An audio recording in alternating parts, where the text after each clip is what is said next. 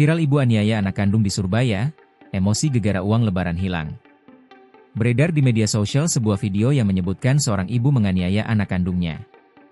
Kini, korban diketahui telah mendapatkan pendampingan psikis dari pemerintah kota, Pemkot. Dilansir melalui unggahan akun Surabaya Kabar Metro, terlihat seorang perempuan terlihat marah di depan pintu rumahnya. Sementara, beberapa orang pria mengajaknya berbicara.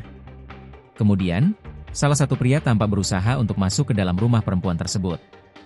Namun, wanita itu pun melarangnya dan membentak menggunakan kata kasar.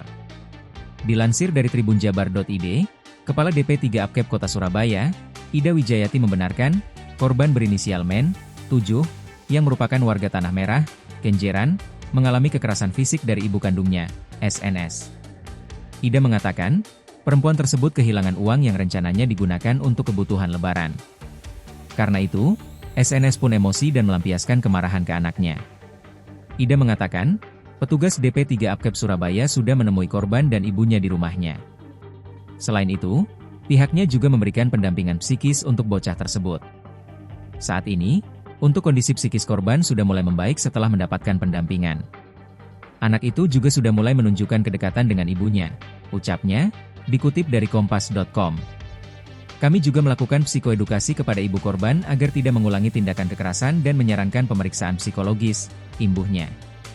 Sedangkan, terkait masalah ekonomi yang sedang dialami ibu korban, Pemkot Surabaya memberikan bantuan pengalihan status BPJS korban dari Mandiri ke PBPU dan PB. Download Tribun X sekarang, menghadirkan lokal menjadi Indonesia.